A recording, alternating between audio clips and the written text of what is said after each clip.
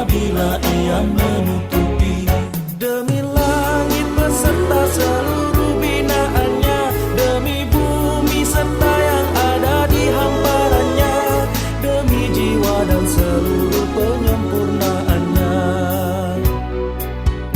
Demi matahari dan sinarnya di pagi hari, demi bulan apabila ia mengiringi, demi siang hari bila menampakkan dirinya, demi malam apabila ia menutupi.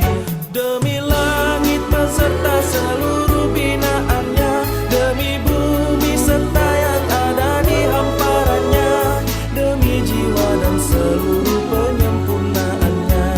Allah Subhanallah, Allah Subhanallah, Allah Subhanallah, Allah Subhanallah.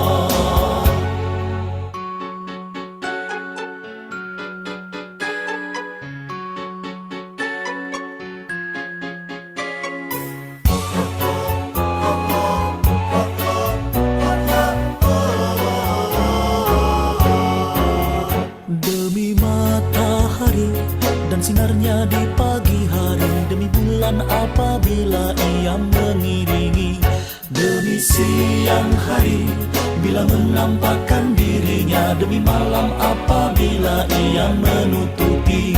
Demi langit beserta seluruh binaannya, demi bumi serta yang ada di hamparannya, demi jiwa dan seluruh penyempurnaannya.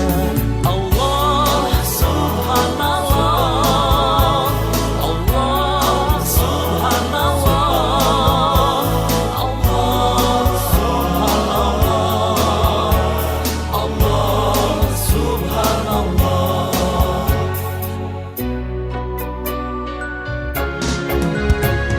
Allah mengilhamkan sumpah kefasikan dan ketakwaan, beruntung bagi yang mensucikannya, merugi bagi yang mengotorinya.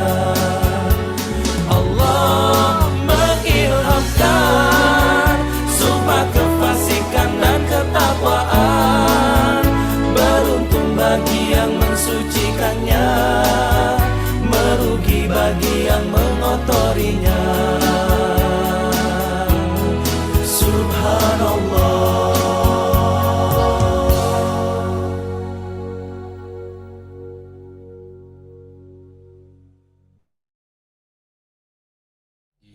Allah ya Rahman ya Rahim ya Malik ya Qudus ya Salam ya Mu'min ya Muhaimin ya Aziz ya Jabbar ya Mutakabbir ya Khaliq ya Bari ya Musawwir ya Ghaffar ya Qahhar ya Wahhab ya Razzaq ya Fattah ya Alim ya Qabid ya Basit ya Khafid ya Rafi' ya Mu'iz ya Muzir ya Sami ya Basir ya Hakam ya Adil ya Latif ya Khabir ya Halim ya Azim ya Ghafur ya Shakur ya Ali ya Kabir ya Hafiz ya Muqim ya Hasib ya Jalil ya Karim ya Raqib ya Mujib ya Wasit ya Hakim ya Wadud ya Majid ya Ba'id ya Syahid ya Haq ya Wakil ya Qawi ya Matin ya Wali Ya Hamid, Ya Muhsin, Ya Mubdi'u, Ya Mu'in, Ya Muhyin, Ya Mu'min, Ya Hayy, Ya Qayyum, Ya Wajid, Ya Majid, Ya Wahid, Ya Ahad, Ya Samad, Ya Qadir, Ya Muqtadir, Ya Muqaddim, Ya Muakhir, Ya Awwal, Ya Akhir, Ya Zahir, Ya Batin, Ya Wali, Ya Muta'ali, Ya Bar, Ya Tawwab, Ya Muntakim, Ya Afu, Ya Rabb, Ya Malikal Mulki, Ya Zal Jalali wal Ikram, Ya Muqsit, Ya Jami', Ya Ghani, Ya Mughni, Ya Mani', Ya Dar, Ya Nafi', Ya Nur, Ya Hadi, Ya Badi, Ya Baqi, Ya Wali, Ya Rasid, Ya Sabur, Ya Allah, Ya Allah. من أنا من أنا من أنا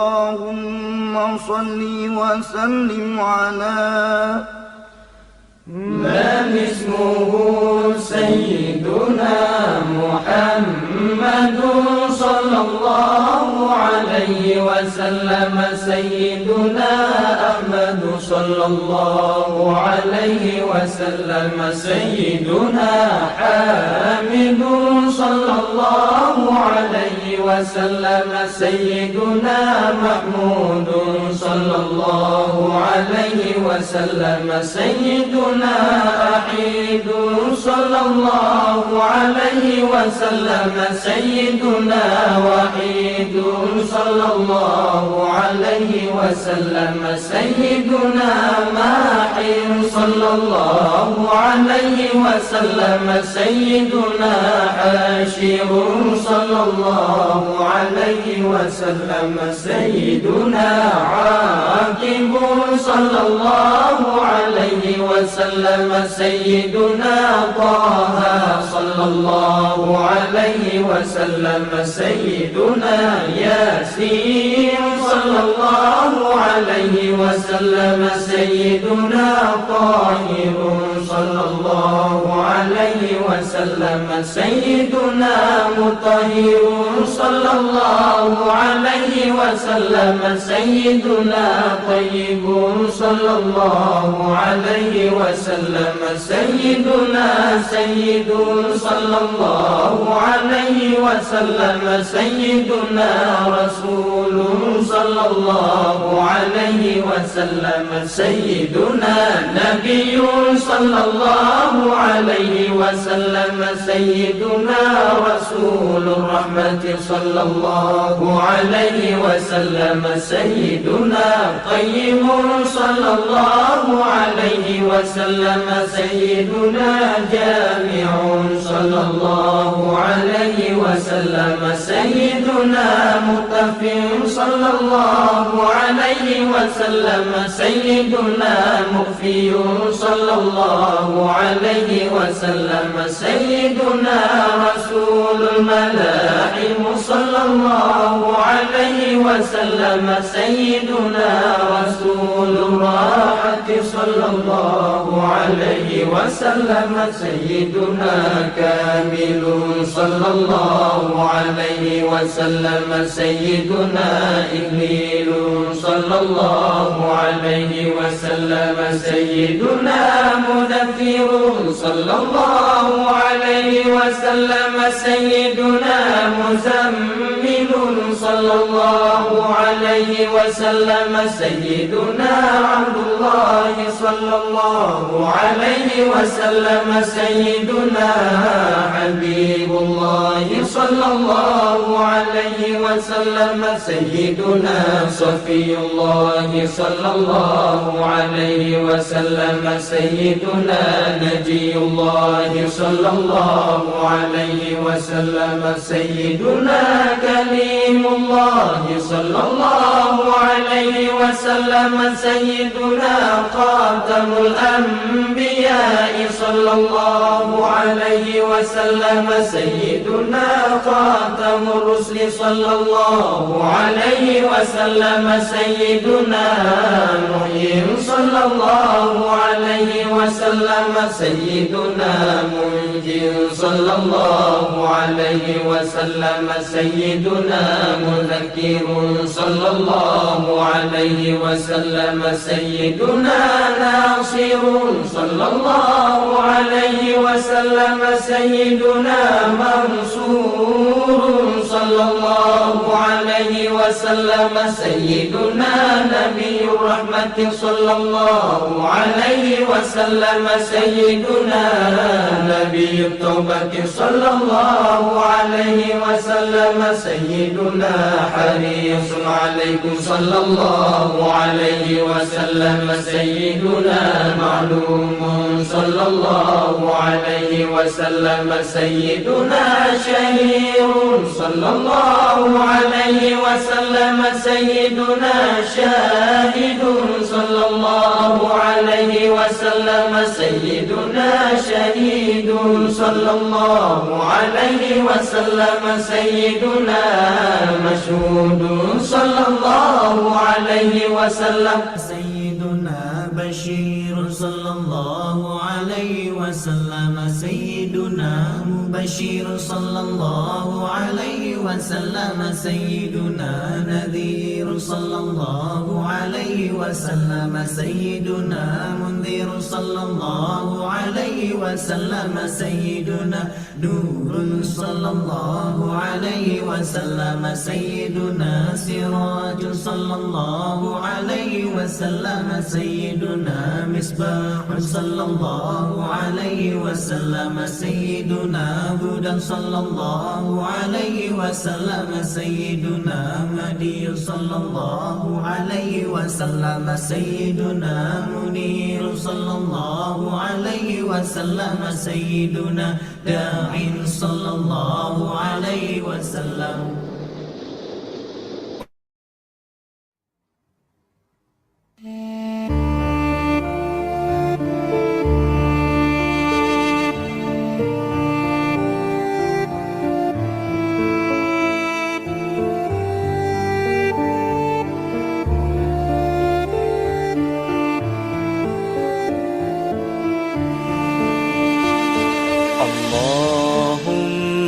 صل وسلم على سيدنا محمد صاحب البشرى صلاة تباشرنا بها وأهلنا وأولادنا وجميع مشايخنا ومعلمينا وطلبتنا وطالباتنا من يومنا هذا إلى يوم الآخرة. اللهم صل وسلم على سيدنا محمد صاحب البشرى صلاة تباشرنا بها وأهلنا وأولادنا وجميع مشايخنا ومعلمينا وطلبتنا وطالباتنا من يومنا هذا إلى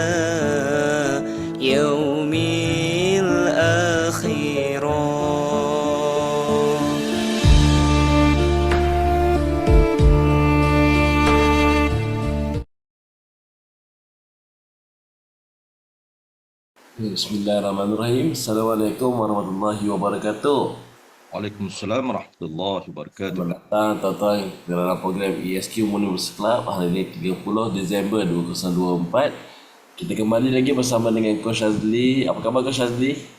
Alhamdulillah Rabbil Alamin. Alhamdulillah. Alhamdulillah, semoga sihat Coach Azli. Maaf Coach Azli, hari ini saya tak berapa nak sihat. Pernah sihat tak berapa sihat? Oh, Sesama demam. ini suara tu pun agak apa ni sikit ya. Tidak seperti biasa. InsyaAllah kamu tetap bersemangat menemani Coach Azli, insyaAllah. Luar biasa Afiq ni. So what you can do Afiq lepas ni, pergi dapur, masuk dapur, Iya. ambil lemon dengan air panas, perah lemon tadi, kemudian masukkan madu. Okey. Lepas tu ambil cengkeh dalam tiga kuntum bunga cengkeh tu. Clove. Cengkeh tu kan. Ya. Biar dia seketika dah agak sejuk sikit. Air yang mendidih, air didih. Okay, simple. Step number 1, didihkan air. Okey. Masukkan dalam cawan. Lepas tu ambil lemon yang warna kuning tu, lemon. Perahkan lemon, kalau boleh setengah biji. And then masukkan madu dan masukkan cengkeh. 3 kuntum cengkeh. Siap. Ya. Lepas tu, bila agak sejuk, minum dia. InsyaAllah. InsyaAllah. InsyaAllah Allah bagi sembuh. Natural remedy. Siap. Terima kasih Kak Sadi tipsnya. Wah, pagi-pagi hari ni dapat tips untuk sembuh daripada demam, daripada semua Kak Sadi Tu viral infection. Jadi bila viral infection, body punya antibody nak kena kuat. Bila air kita masuk lemon, dia jadi alkaline. Jadi bila alkaline ada much better water quality lah daripada yang neutral water tu. Siap. InsyaAllah. Terima kasih Kak Sadi. So, terima kasih. Saya teruskan ya. Bismillahirrahmanirrahim. Assalamualaikum warahmatullahi wabarakatuh. Alhamdulillah Rabbil Alamin. Wassalatu wassalamu ala syafil anbiya mursalin Sayyidina Maulana Muhammad wa ala alihi wa sahbihi ajma'in. Subhanaka la ilma lana illa ma 'allamtana innaka antal alimul hakim. La haula wala quwwata illa billahil aliyil azim. Alhamdulillah Rabbil Alamin. Hari ini dah akhir tahun selang beberapa jam saja lagi kita akan masuk tahun 2025. Jadi sementara ada baki beberapa hari ini, insya-Allah kita guna peluang yang terbaik insya-Allah ya tuan-tuan dan puan, dan juga kita juga berada pada 28 sejak saya share. Kat mana nak share dah? Nak share slide sekejap. Ya, baru jumpa menu slide-nya. Slide-nya 28 Jamadil Akhir. Baik, apa khabar Kak Zarah? Kak Zarah, terima kasihlah sentiasa on the video setiap sesi MBC-nya. Ini luar biasa. Jadi cooperation dihargai. Bagi juga teman-teman kita yang lain, saya kira semuanya mudah-mudahan hari ini, hari Senin, akhir Jamadil Akhir juga, dan 30 Disember. Dan insyaAllah pada pagi ini sesuatu yang ingin saya sampaikan, sharing bersama, satu tajuk khas dipanggil Plan Strategik 2025. Jadi kalau 2 minggu lalu, kami dalam DSQ telah dipimpin oleh Yang Mulia Raja Azmi, orang kuat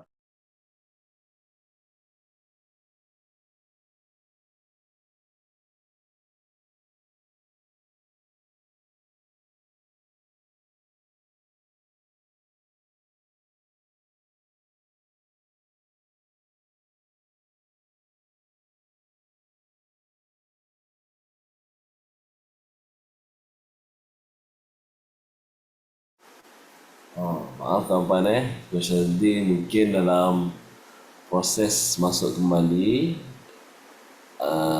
ada sedikit teknikal, mungkin line-nya. Kita tunggu sebentar sambil selawat. InsyaAllah.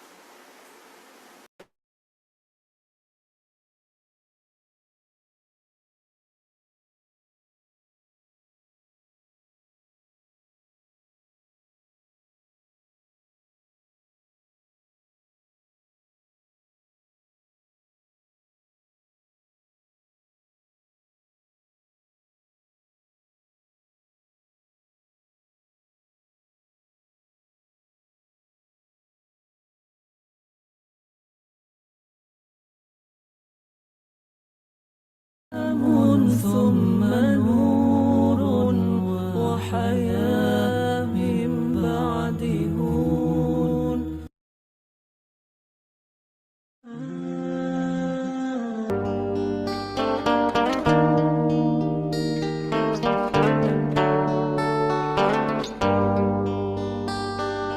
والنور يهدي الحائرين ضياؤه وفي الحشر ظل المرسلين لواؤه تلقى من الغيب المجرد حكمة بها أمطرت في الخافقين سماؤه بها أمطرت في الخافقين سماؤه والنور يهدي الحائرين ضياؤه وفي الحشر ظل المرسلين لواؤه تلقى من الغيب المجرد حكمة بها أمطرت في الخافقين سماؤه بها أمطرت في الخافقين سماؤه ومشهد أهل الحق منه لطائف تخبر أن المجد وشأوه فلله ما للعين من مشهد اجتلال. Okey, terima kasih Fik. Bantu sekejap. Macam mana line saya hilang tadi. Okey, sekarang saya cuba share sekali lagi. Saya cuba share sekali lagi. Mudah-mudahan sharing. Kat mana share? Ya, di sini. Share. Masuk. Yap. Okey. Dapat ke? Nampak? Anybody? Nampak? Okey, terima kasih. Baik, bismillahirrahmanirrahim. Sekali lagi, tarik nafas dulu. Tahan seketika dan ucapkan Alhamdulillah Rabbil Alamin. Seterusnya, seperti biasa, kita teruskan dengan doa. Allahumma faqihna fid din wa 'allimna ta'wil. Allahumma faqihna fid din wa 'allimna ta'wil. Allahumma faqihna fid din wa 'allimna ta'wil. Ya Allah, berilah kefahaman kepada kami dalam urusan agama dan ajarkan kami takwil. Jadi ilmu yang mahal ni. Jadi Alhamdulillah hari ini kita telah berada di akhir tahun 2024 dan juga akan memasuki bulan Rejab. Bulan Rejab. Pada hari Rabu nanti akan memasuki bulan Rejab. Izinkan saya quote daripada kitab yang kami minggu lepas Ustaz Aziz bicara sangat hal yang penting mengenai bulan Rejab. Dari para salafus soleh itu berkata, barang siapa yang menjaga kehormatan bulan Rejab, barang siapa yang menjaga kehormatan bulan Rejab, maka Allah Subhanahu Wa Taala akan memberinya taufik, yakni hidayah untuk menjaga kehormatan bulan Syaban. Rejab, Syaban, Ramadan kan turutannya. Jadi bila kita jaga kehormatan bulan Rejab, insya-Allah Allah Taala akan memberi taufik untuk menjaga kehormatan bulan Syaban. Seterusnya, dan barang siapa yang menjaga kehormatan bulan Syaban pula, maka Allah Subhanahu Wa Taala memberi taufik untuk menjaga kehormatan bulan Ramadan. Jadi kita tahu bulan-bulan itu adalah berdasarkan kepada pergerakan matahari dan bulan. Jadi matahari dan bulan merupakan alat yang Allah Taala siapkan untuk kita menghitung masa. Dan barang siapa yang menjaga kehormatan bulan Ramadan, barang siapa yang menjaga kehormatan bulan Ramadan, maka Allah Subhanahu Wa Taala akan menjaganya dari bulan Ramadan sampai bulan Ramadan berikutnya. Jadi satu tahun akan dijaga. Jadi semuanya bermula dengan bulan Rejab ini. Rejab kita jaga, get the awareness, tahu kepentingannya, lakukan apa yang sepatutnya dilakukan di bulan Rejab. Kemudian bila kita jaga di Rejab, insya-Allah dijaganya Syaban. Bila Syaban pun kita diberi rezeki menjaga kehormatannya, maka masuk Syaban, masuklah Ramadan pula. Jadi saat memasuki Ramadan, direzekikan Ramadan lagi insya-Allah pada tahun ini, terjaga betul-betul kehormatan Ramadan, maka nanti dijaganya sehinggalah Ramadan yang akan datang. Itu pesan para salafus salih. Nah, antara amalan yang dilakukan untuk bulan Rajab banyaklah doanya dan segalanya. Baik, kita teruskan dengan MBC kita pada pagi ini. Seperti biasa, setiap pagi Senin kita sentiasa dengan selawat Jibril, selawat yang paling simple, sallallahu alaihi Muhammad, sallallahu alaihi Muhammad, sallallahu alaihi Muhammad. Sementara tuan dan puan baca selawat Jibril, izinkan saya untuk review sedikit apa yang telah kita lakukan, telah lalui bersama pada minggu-minggu yang lalu, iaitu bagaimana peristiwa Sayyidina Umar Al-Khattab ditanya oleh Yahudi dengan 4 soalan.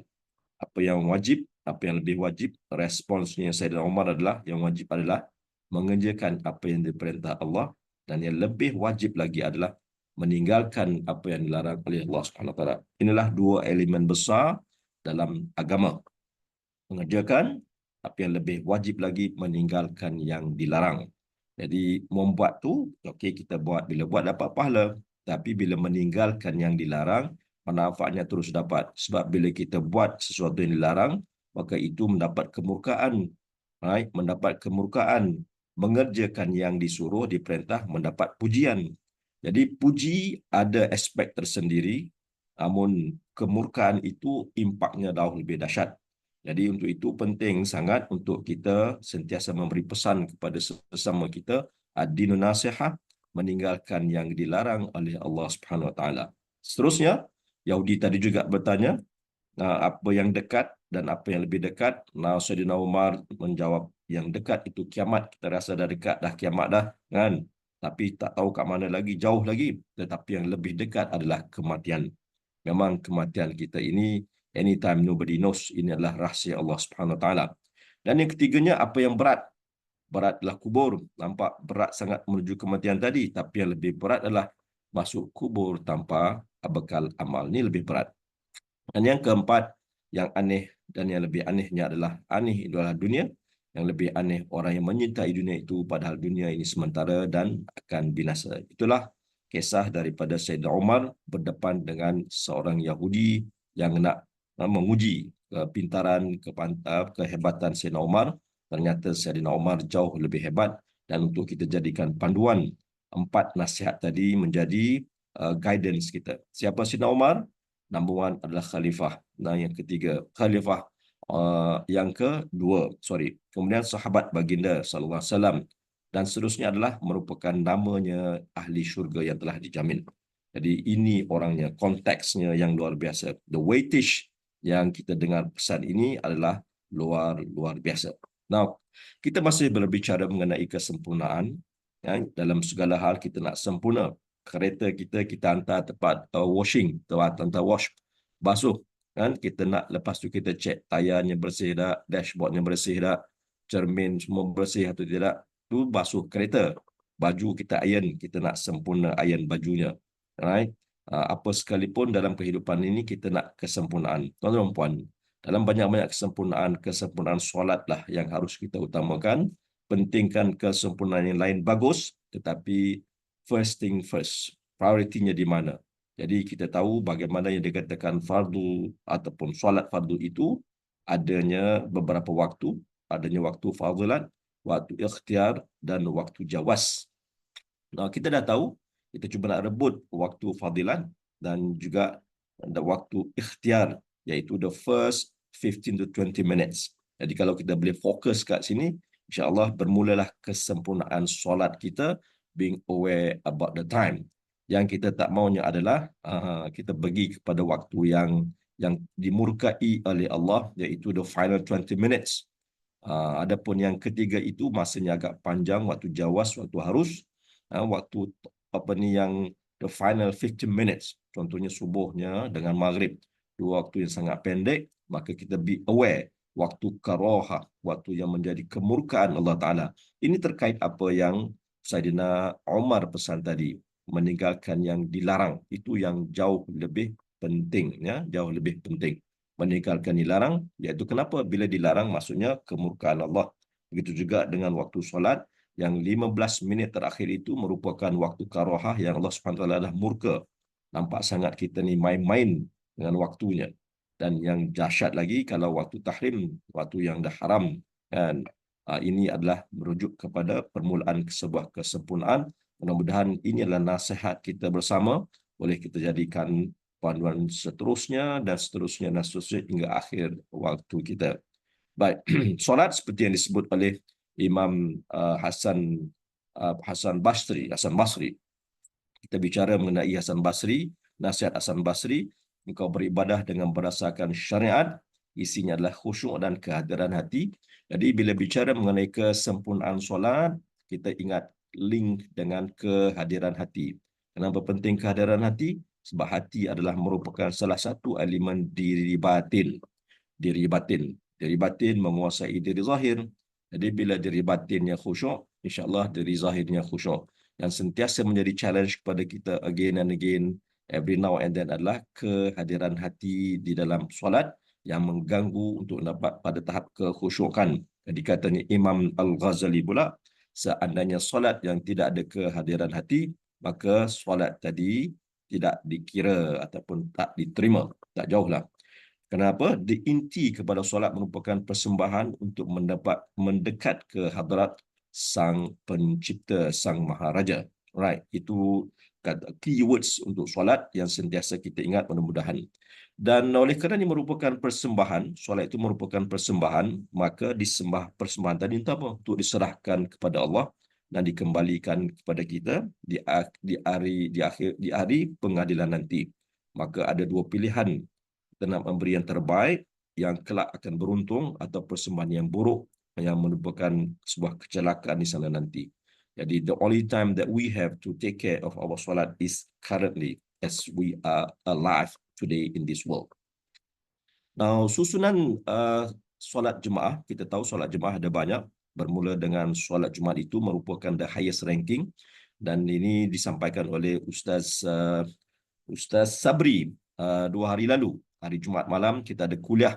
Ustaz Sabri merupakan Imam Besar Masjid Muhammadi, Imam Besar Masjid Muhammadi Kota Baru, dan ternyata beliau juga menyatakan hal yang sama yang kita telah bicara beberapa minggu yang lalu. Jadi saya kata, wah, fitting very well. So keep on reminding. Jadi selain daripada solat Jumaat itu, subuh pagi Jumaat.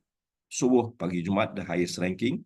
And then after that followed by jemaah subuh selain pagi Jumaat, iaitu pagi Senin, Selasa, Rabu dan semuanya lah. Jadi ternyata solat subuh itu merupakan the highest priority that kita must make sure that we are able to do it regularly, istiqamahnya. Seterusnya adalah jemaah Isyak, followed by Asar, Zuhur dan terakhir adalah Maghrib. Maka di sini mudah-mudahan menjadi panduan kita untuk kesempurnaan amal solat kita. Seterusnya kita juga bicara mengenai jemaah yang terlebih afdal di antara lelaki dan perempuan, kat mana masjid banyak, masjid ramai dan sikit, semuanya telah kita bicarakan. Now, yang jadi imam juga kita dah bicarakan, sehingga kan yang dah kahwin, yang dah lebih senior umurnya, jauh lebih highest priority, dan waris terdekat untuk solat jenazah. Once in a lifetime. Jadi kita mungkin ada ibu ayah yang masih lagi alive dan saatnya kemungkinan besar saat mereka dipanggil pulang, pastikan anak-anak waris terdekat yang menjadi imam suatu solat jenazah tadi. Hasan Basri juga sebut orang yang bertakwa ada tandanya. Hari ini kita masuk kepada slide yang berikutnya. Jadi pesan Hasan Basri tadi, tuan dan puan, kita bicara mengenai kesempurnaan tadi dengan bermula dengan solat. Dan satu perkara penting hari ini yang dipesan oleh Hasan Basri adalah mengenai tajuk bertakwa. Ini sebelum kita masuk kepada strategic plan untuk bersama Al-Quran dan Kasum 225 ni. Ini sepatutnya saya bicara minggu lepas, tapi hari ini juga rupanya rezekinya. Tajuknya adalah mengenai ataupun fokus mengenai orang yang bertakwa. Jadi kenapa? Pesan takwa ini seperti yang kita tahu setiap Jumaat. Ittaqullah, katanya khatib. Bertakwalah kepada Allah. Pesan. Jadi ayatnya dipanggil bahasa atas. Dalam dunia NLP dipanggil bahasa atas. Apa maksud bahasa atas? Masing-masing akan ada interpretationnya. Kan? Bertakwa. Macam mana bertakwa? Tak tahu. Kan? Jadi itu maksudnya bahasa atas. Bertakwa, masing-masing interpret. So, insyaAllah pada pagi ini kita tengok apa yang disebut oleh Hasan Basri bicara mengenai orang bertakwa. Jadi sekali lagi, takwa adalah satu konsep besar dalam Islam yang sangat penting yang diberi pesan setiap Jumaat, sehingga kan Jumaat yang tidak disebut takwa, maka khutbah Jumaat tadi tak sah. Seperti yang berlaku beberapa bulan yang lalu, beberapa tempat mukim di Negeri Sembilan, mungkin ada teman-teman dah terbaca bagaimana mufti keluarkan arahan supaya Jumaat di tempat tertentu di Negeri Sembilan tadi itu jadi kira tak sah sebab kebetulannya khutbah tidak terisi dengan pesan takwa.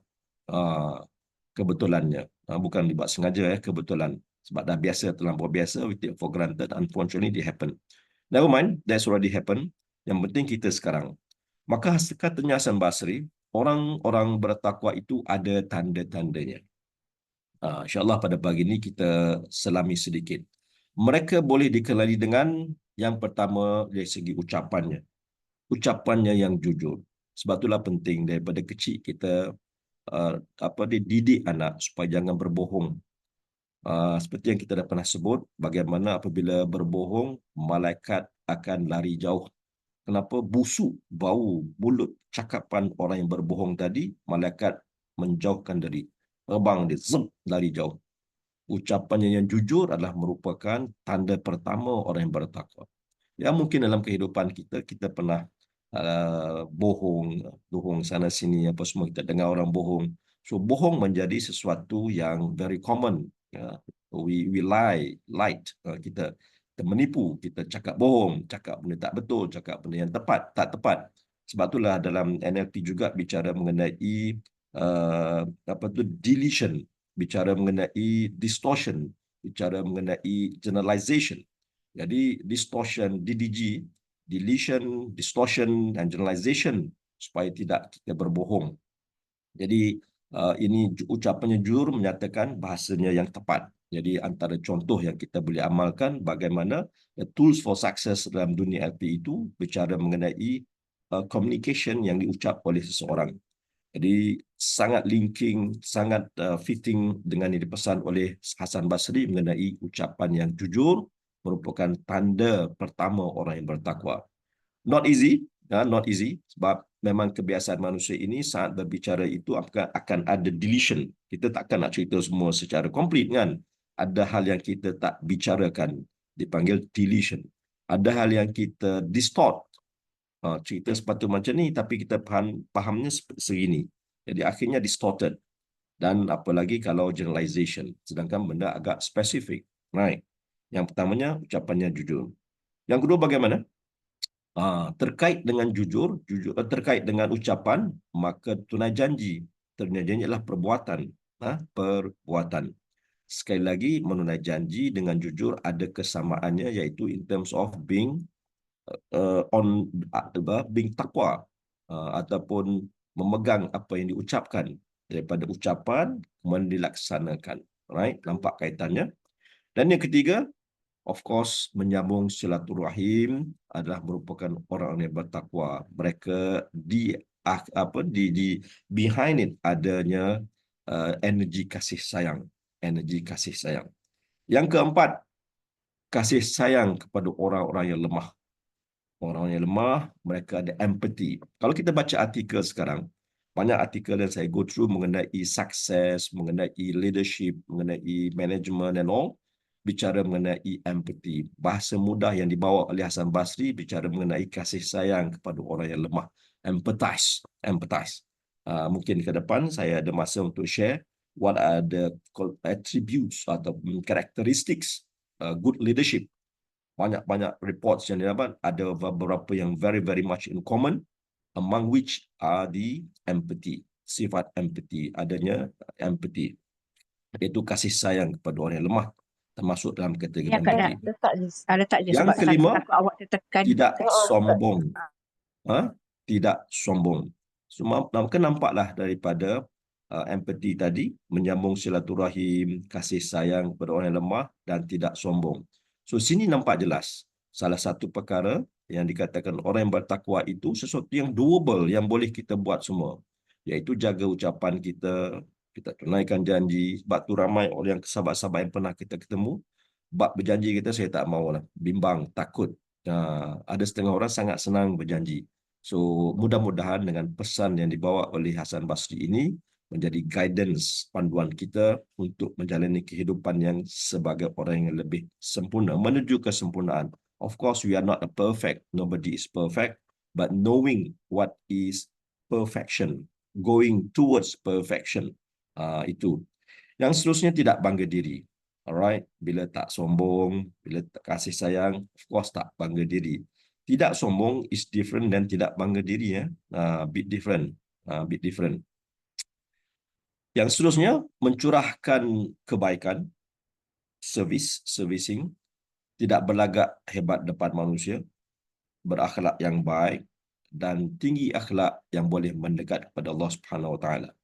Itu yang dikatakan 10 ataupun 11 tanda-tanda orang yang bertakwa, yang doable, yang kita boleh do reflection untuk diri kita, mungkin untuk menuju tahun baru dan masuk bulan Rejab, kita boleh gunakan ilmu ini sebagai guidance.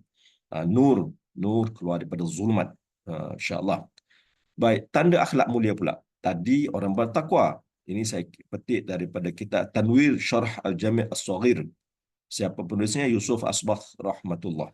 Tanda akhlak mulia. Kalau tadi orang-orang yang bertakwa, akhlak yang mulia pula macam mana? Sedikit berselisih. Sedikit berselisih. Kalau dalam apa tu talent, bercakap mengenai talentnya adalah harmony, orang harmony. Sedikit berselisih. Bersikap adil, ini akhlak yang mulia, adil, tak ada berat sebelah sana sini, mencari kesalahan orang lain. Right, of course we are not perfect, but don't zoom into kesalahannya, tak mencari kesalahan orang lain, itu tanda orang akhlak yang mulia. Dan baiki keburukan pada diri, when melihat kepada orang lain, tak cari kesalahan diri orang, melihat kepada keburukan diri untuk menjadi untuk baiki diri, dan mencari uzur bagi orang yang salah. Orang yang tersilap buat tadi, apakah yang menyebabkan sesilap tadi? Itu maksud mencari uzurnya. Right? Sabar hadapi gangguan. Of course, in our life, sentiasa ada gangguan sana sini. Akhlak yang mulia itu dengan kesabaran. And another one is muhasabah dirinya. Sibuk urus aib diri, alamak, typo error. Urus aib dirinya dan berwajah ceria, jadi dengan senyumnya, right, dan lembut perkataannya. Jadi ada kaitan antara takwa dan akhlak mulia. Ada kaitan yang sangat ada overlappingnya. Jadi mudah-mudahan dengan all these elements and attributes kita boleh jelas, right? Now, kita masuk bulan Rejab. Jadi tuan dan puan, antara amalan yang diamalkan adalah istighfar Rejab, seperti yang kita pernah buat tahun lalu. Satu amalan doa yang sangat simple, Rabbil firli, macam juga kita waktu duduk antara dua sujud kan, kita baca Rabbil firli, wahai Tuhan ampunilah dosaku, warhamni, rahmatilah aku, kasihanilah aku, wa tub alayya, kurniakan kepadaku taubat. Jadi hari ini hari Senin, besok Selasa, malam itu dah boleh mula amal istighfar Rejab. Lepas Isyak kita bacalah 70 kali. Rabbil firli warhamni wa tub alayya. Ini kenapa? Dalam rangka kita nak menghormati bulan Rejab. Dan bila kita menghormati bulan Rejab, insya-Allah Allah rezekikan kita menghormati bulan Syaban dan seterusnya continuity in Ramadan dan seterusnya ke Ramadan yang ke depan, tahun depan insya-Allah. So bermula dengan Selasa malam, besok malam, Rabbil firli warhamni wa tub alayya. Rabbil firli warhamni wa tub alayya. Ada setengah kaedahnya, dia kata fokus kepada 7 anggota, 10 doa, 10 istighfar untuk satu anggota tadi. Satu anggota tu 10 dibacakan khusus. Jadi kita tahulah bermula dengan mata kita, telinga kita, lidah kita kan. Jadi 7 anggota tadi, 10 kali 10 kali istighfar setiap malamnya. Right. Begitu juga dengan doa. Mula doa hari Selasa malam dah boleh mula dah. Allahumma barik lana. Kita dah biasakan makan nasi. Allahumma barik lana fima razaqtana kan. Jadi Allahumma barik lana fi Rajaba wa Sya'bana wa balighna Ramadan. InsyaAllah kita akan bacakan ini dalam MBC kita. Baik. Kita berada di akhir. Jadi seperti yang saya sebut tadi, tajuk kita hari ini adalah Strategic Plan 2025. Jadi kita tengok apa itu yang dikatakan Strategic Plan. Dari segi definisinya tuan-tuan sekalian, Strategic Plan is a process. Adalah merupakan satu proses, step by stepnya, that organization use to define their direction and create a plan to achieve their goals. Jadi purposely saya dah warnakan warna yang beza. Ada prosesnya, ada arah tujunya, dan ada destinasinya. Ada goal nak dicapai. Ya, ini yang dikatakan strategic plan. Kadang-kadang kita dengar nama strategi, wah apa benda ni, kan?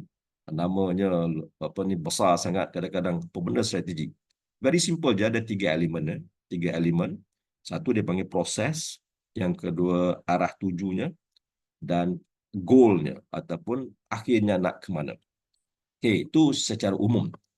Now, spesifiknya kepada diri kita secara personal, maka saya kata Personal Strategy Plan 2025. Jadi bermula dengan goal. Macam-macam goal kita boleh ada.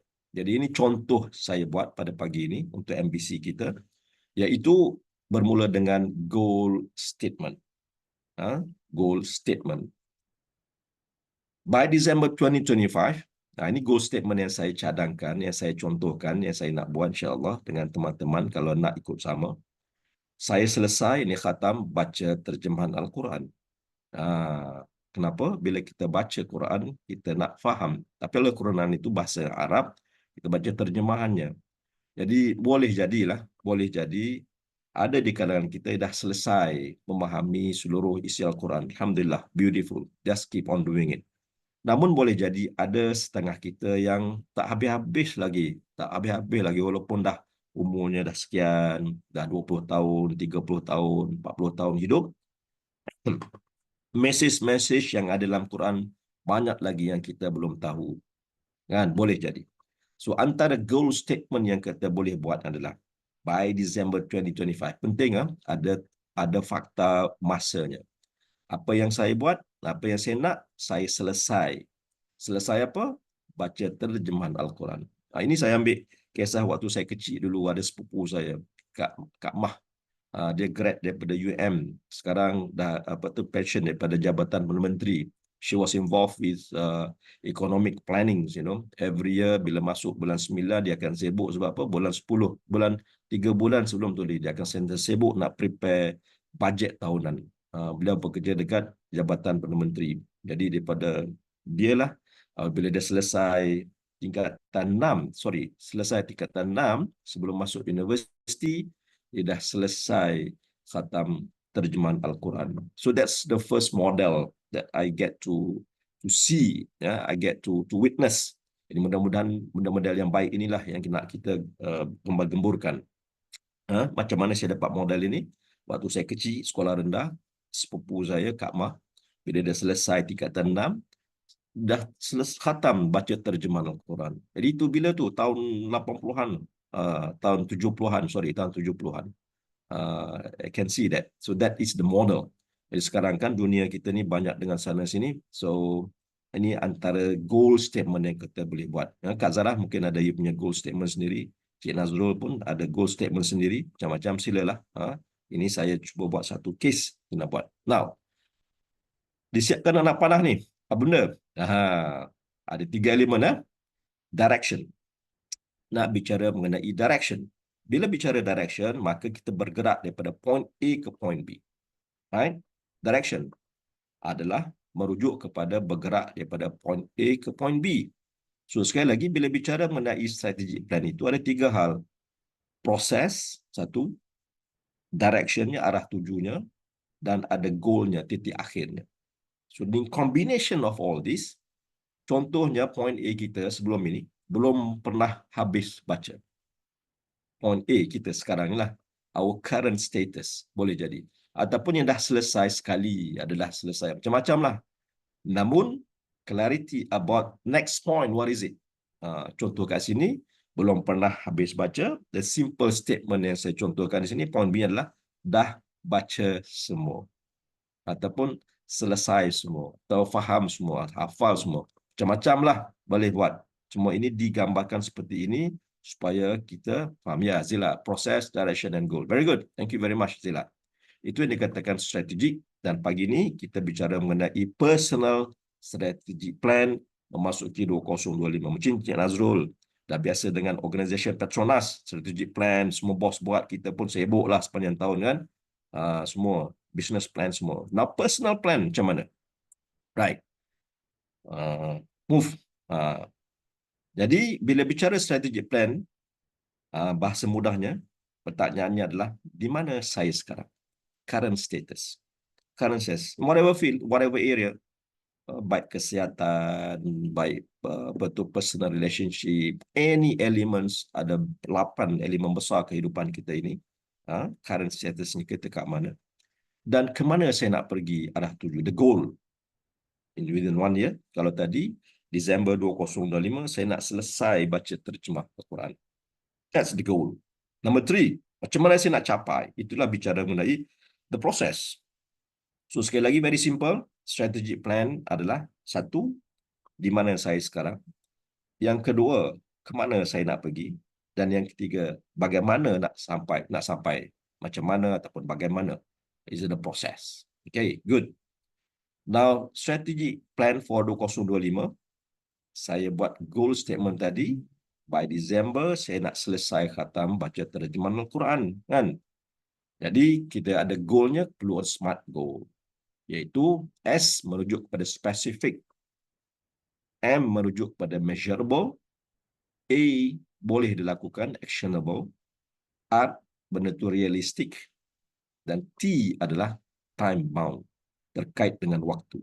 Ya, kita tak lari daripada waktu, maka goal-goal tadi kena ada waktu. Ramai dah tahu dah. Never mind. Just to go through revision. Specific maksudnya kita be clear and specific, so your goals are easier to achieve. Macam tadi, macam mana nak buat. This also helps you know how and where to get started. Contoh hari ini dah 30 Disember. Jadi besok, sementara bersempena dengan bulan Rejab nak masuk je bulan Rejab, kita dah mula satu program untuk diri kita. Right? In order to achieve, to be at one state, to another point level. Right? Specific. Khusus. Dan tadi, nak khatam Quran by end of December. Now, the next one is measurable. Boleh diukur. Measurable goals can be tracked.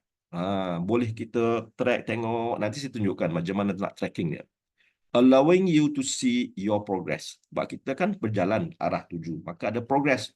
Step by stepnya macam mana.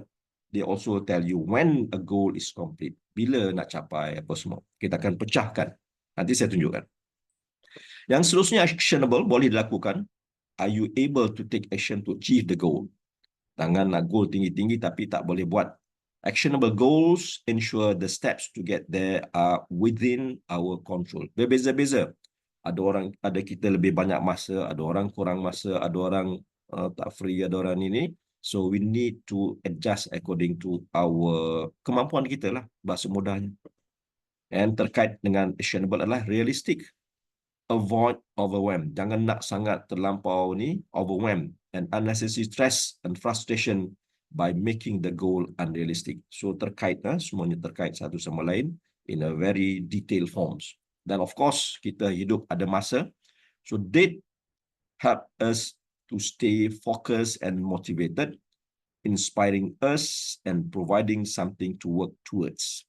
Jadi, 5 perkara bicara mengenai goal, specific, measurable, actionable, realistic, time bound. Jadi kita ada 5. Kan? S, M, A, R, T. Boleh Kak Zara? Specific, nak apa? Boleh ukur tak? Boleh buat ke tak? Benda ni realistik ke? Ataupun angan-angan ni? Waktunya macam mana? Gitu. Senang bahasa dia kan? Bahasa kita. Kau nak apa? Boleh ukur ke tak? Boleh buat ke tak? Betul ke nak ni? Macam mana ni? Dan masanya macam mana? Right? Smart. Right. Attainable. Yeah, that's right. Attainable or not. Actionable or attainable. Alright. Good. So, from here, kita tengok Al-Quran. I make a strategy menggunakan page. Jadi, kalau kita buka Al-Quran, surah Al-Baqarah yang pertamanya kat depan tu Alif Lam Mim zalikal kitabul la raiba fihi hudan lil muttaqin. Jadi muka suratnya muka surat 2. Right? Surat 2. Now, akhir sekali Qul a'udzu birabbin nas muka surat 604. Dia nampak Cik Nazrul? Right? So, how many pages altogether? Semuanya ada 603 pages. Ada 52 minggu setahun, kan? 2025 ni. Maka 603 bagi dengan 52, maka 11 muka surat, 11.6 muka surat seminggu. Average.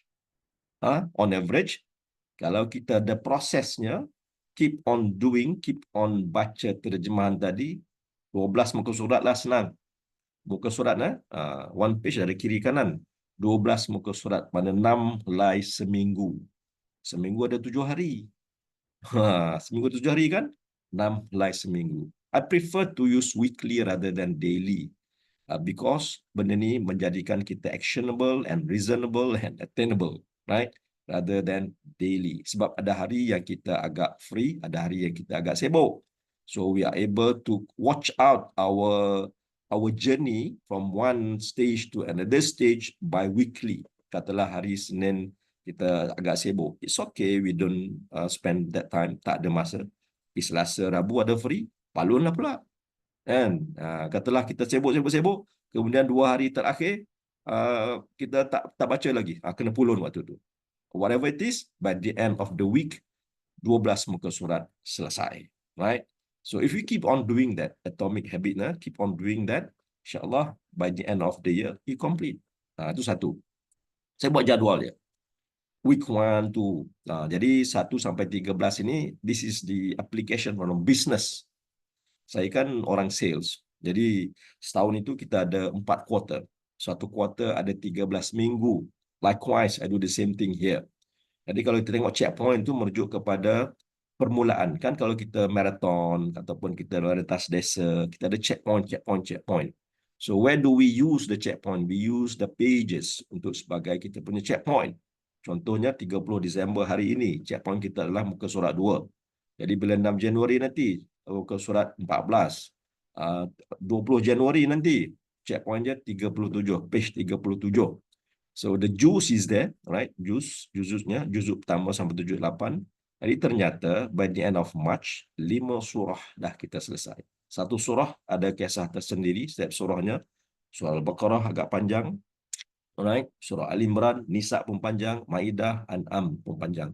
Jadi the first quarter for the year 2025, this is a project. Dah nampak dah. Same thing, saya dah siapkan slide-nya untuk kuarter yang kedua, ketiga, keempat.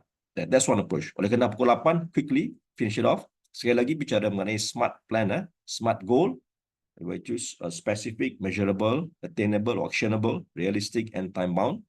So satu lagi, this is a good one. So apa? Ini adalah membawa kita bersama meneroka mengalami apa yang baginda Rasulullah SAW lalui, iaitu susunan turunnya ayat nuzul bagaimana. So ayat yang pertama yang turunkan adalah surah Al-Alaq. Iqra' bismi rabbikal ladzi khalaq, right? Dan ayat makiyah itu ada 86 surah, terdiri daripada 4,604 ayat, dan ayat makiyah Madaniyah 28 surah, 1,558 ayat. So, oleh kerana kita kan ada masanya 52 minggu, jadi dihitung kira 120 ayat seminggu. Right, this is a process. We can choose. It's either you want to do it 12 pages a week or 120 ayat seminggu. Choose either one, right? You will be there insyaAllah. You will be there insyaAllah. 100 ayat. Jadi paling senangnya adalah, ini contoh susunan dari segi nuzul ayat. Saya bincang dengan Ustaz Zubir. Ustaz Zubir dia sebulan 5-6 kali khatam Quran. Tak berapa tahun dah dia buat. Jadi Quran dalam kepala dia dah. Dia faham bahasa Arab. Very motivated person lah. Orang dah 70 lebih umur tapi looks still very healthy, very young. Lepas subuh saya tengok dia tak ada kerja lain, dia baca Quran. Dia faham Arab, dia baca Quran. Tanya ayat ni dia boleh pat-pat gitu je. Jadi inilah nikmat besar yang dia dapat. Saya envy, I really envy him. So I talk to him, he's like my mentor about the Quran. So dia cakap, ambil ikut susunan turun surah lah. Jadi saya dah susun by revelation. Week yang mana sampai 22 surah. Bermula dengan Alaq, Al-Qalam, Muzammilun, and ayatnya berapa, running totalnya berapa. So by week 1, week 2 and week 3, so by the end of week 3 kita dah baca 360 ayat. Right? Sebab kita punya target adalah 120 ayat per week, kan? 120 ayat per week. So after 3 weeks completed 360 ayat coming from how many surah? 22 surah. Yang mula-mula turun. So this is starting point lah. Kak Zara okey ke? Kak Zara? Nampak termenung, nampak tenang ponder, looking what is it all about. Right? So you make a choice. Sama ada nak by nuzul turun, that's beautiful. Mana kita dipanggil Syama'il Muhammad. Mengexperience same thing yang apa yang Rasulullah lalui. One to another. It's beautiful way. Beautiful way. Or we can do tadi yang mengenai apa ni? Daripada page 1, by pages. Right? By pages. So dah pukul 8.03 ni, insyaAllah kita completekan. So sekali lagi, Personal Strategic Plan 2029-2025 untuk Al-Quran adalah have your goal statement first. Ini contoh, by December 2025 saya selesai khatam baca terjemahan Al-Quran.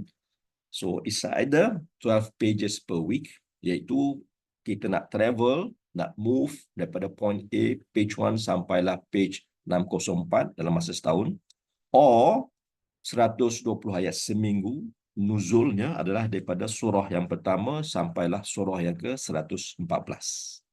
Either one. Alright. So sekali lagi tuan-puan, strategic planning itu adalah bicara mengenai where we are now, where we want to go, and how is the process, macam mana nak sampai sana. So itulah dia morning booster pada pagi ini. Mudah-mudahan ada manfaat kepada semua yang boleh kita amalkan. Boleh amalkan. Mudah-mudahan ini kita menuju diri kita yang lebih baik, lebih sempurna, insyaAllah. Nampak Cik Nazrul motivated? InsyaAllah kita sama-sama buat. Nanti share lah juga Cik Nazrul. Kak Zara, macam mana? You think attainable or not? Boleh buat ke tak? Kak Zara? Nampak sini pun responding daripada Kak Sherry apa semua ni. Ya? Jadi just imagine 120 ayat seminggu. 120 ayat seminggu. Kita boleh buat 3 level lah. Very baca terjemahan saja, atau membaca terjemahan dengan ni, ataupun add on dengan tafsir. Up to us. Yang pentingnya adalah seluruh isi message Al-Quran tadi, after 1 year 2025, we are no longer like before. Strategically, insyaAllah. Dan tuan dan puan, semua ini tak lain tak bukan kerana baginda Nabi SAW. Maka itu mari kita tutup dengan selawat Bushra. Silakan Afiq, selawat Bushra, kita sama-sama nikmatinya. Sekian dulu tuan-puan dari saya, dari kami. Besok bersama dengan Coach Faizi, insyaAllah. Assalamualaikum warahmatullahi wabarakatuh.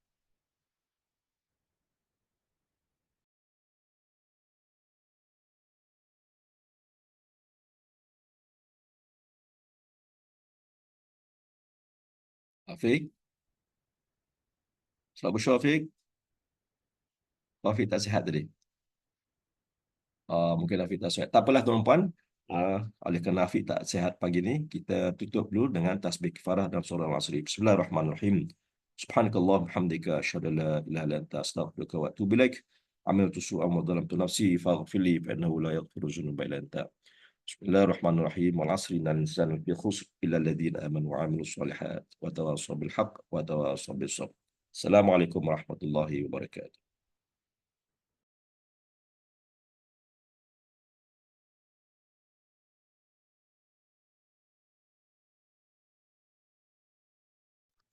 Terima kasih, Coach. Assalamualaikum.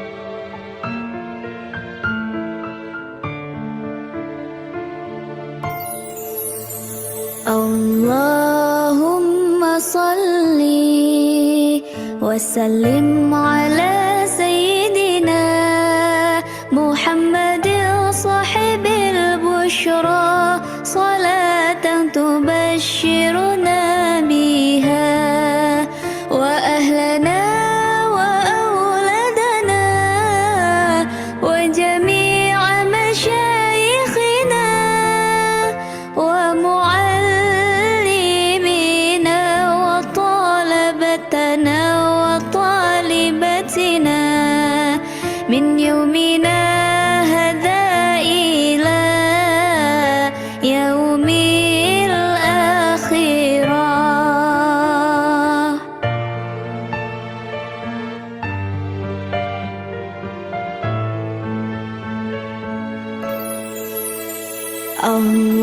Allahumma salli wa sallim ala sayyidina Muhammadin sahibil bushra salatan tubashshiruna biha wa ahlana wa awladana wa jami'a masyayikhina wa muallimina wa talabatana wa talibatina min yawmina hadha ila yaumil akhirah.